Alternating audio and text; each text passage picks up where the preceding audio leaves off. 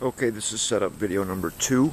Everything has been kind of dispersed to where it's going to go. Don't pay attention to the blocks and boxes. That's for propping the camera. I've got all the stuff kind of spread out and the accessories in place. And now you guys might remember the other day we were on there, me and Rex and a couple other guys, and we were talking about these little motorcycles, and I have ordered another one so that I can have a pair of them, kind of on patrol. Gotta see if I can find riders someplace. That's been a problem. This guy that I've got driving this Jeep, he came out of the half track and he just happened to fit in the seat, so I stuck him in there. The half track comes with 2 figures. You can see there's 2 half tracks here. One has had the quad 50s removed and then put in the Walker Bulldog. The 55-gallon drums are a pretty good accessory to just plunk down just about anywhere, kind of like jerry cans. They just fit wherever you want to put them. And I've already been getting some still shots. I got a few really good shots of this Pershing for Chase, and at least one decent shot of the T-34 for Greg. I know that's one of his favorites. And we talked about the Walker Bulldog and maybe selling it and whatnot. Now this is a 1/18th scale half track, and this is a really good comparison. This is the same exact half track in static that I have in RC. And if you set the 2 of them together, now that's 1/16th and 1/18th side by side, and you wouldn't think there would be such a drastic difference, but here's the photographic evidence for you. It really does make a difference between 1/16th and 1/18th. When they're by themselves, the 1/18th pieces are pretty cool, and you can't really tell the difference. But when you get them sitting side by side like that, it makes a huge difference. Okay, so let's move over to the German section, I guess you'd call it. You can see the setup table has had some stuff removed, and there's the cannon. It's set up. I was getting some shots in here.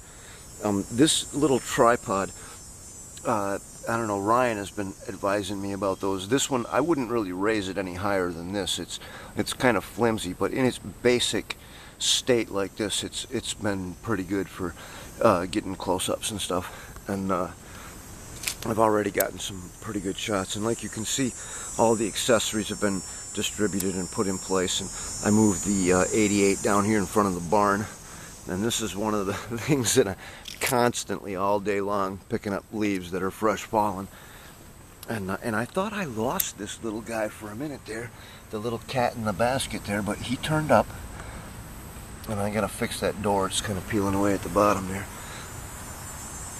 And then we've got a pair of the Pack 40 set up down here by the guard tower, and I've decided that that little dog belongs to that guy right there. That's in all black. That's his dog, and that goes with him wherever he goes. And I like the new ladder for the watchtower. I want to get some shots looking through it like this with the good camera, maybe with some guys up there. And here's another example where the 1/18th scale guys who has fallen over. But if you set him next to a 1/16th scale guy, if he'll stand up for us here, maybe not, you can really see the difference. I mean, those 2 guys are, it's like a grown man and Hitler Youth standing next to each other, so I don't know. I still like the 18th stuff. I'm just not sure if I should invest in more of it or what, We'll set him up back there for a minute, see how long it takes him to fall over again. Anyway, now this is one of the tanks that started it all.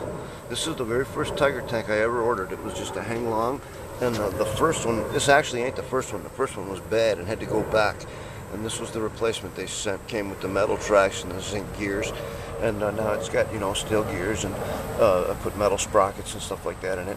But that's the one that kind of started it all. That was the first. That and a Walker Bulldog that my nephew now has. And then there's the Panzers, 2 3s and a 4,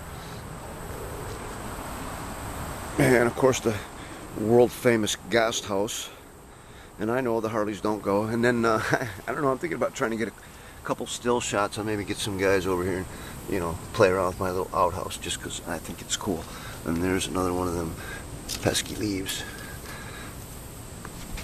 And as I keep saying, over the winter I want to get a lot more detail on a lot more of these houses, and get those set up. And these birdhouses are working out pretty good. I'd like to take that lighthouse there and incorporate it as a tower on some other building. Now out here today I've got about 5 hobby grade tanks. There's 2 cartboards, 2 IBU2s, and an asp running around the village today. And this is 2 of the hobby grade tanks. This is the S33 on the asp and the 332 on the IBU2. The Clarks are in the Panzer III and the Bulldog, and the other IBU2 is in the Jagdpanther. And one of these days we will get to the Meilerwagen convoy for this. I'm probably going to try one of the Estes, which is just a couple inches taller, but it actually flies. And one thing about the IMAX kit that's kind of cool is you can get good shots of it like this with the camo, but if you come around to the other side, it's clear. And you can see through in there to see the big oxygen tanks in there and the engine down at the bottom. And it's just a pretty cool model. I wish IMAX still made them. I know they've got one in their lobby down there in Florida, but it'd be nice to see them do another production run on those.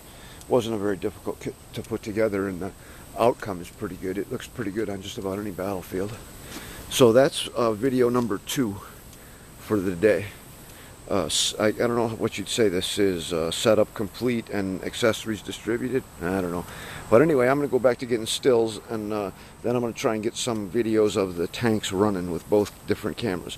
So we'll see you next time.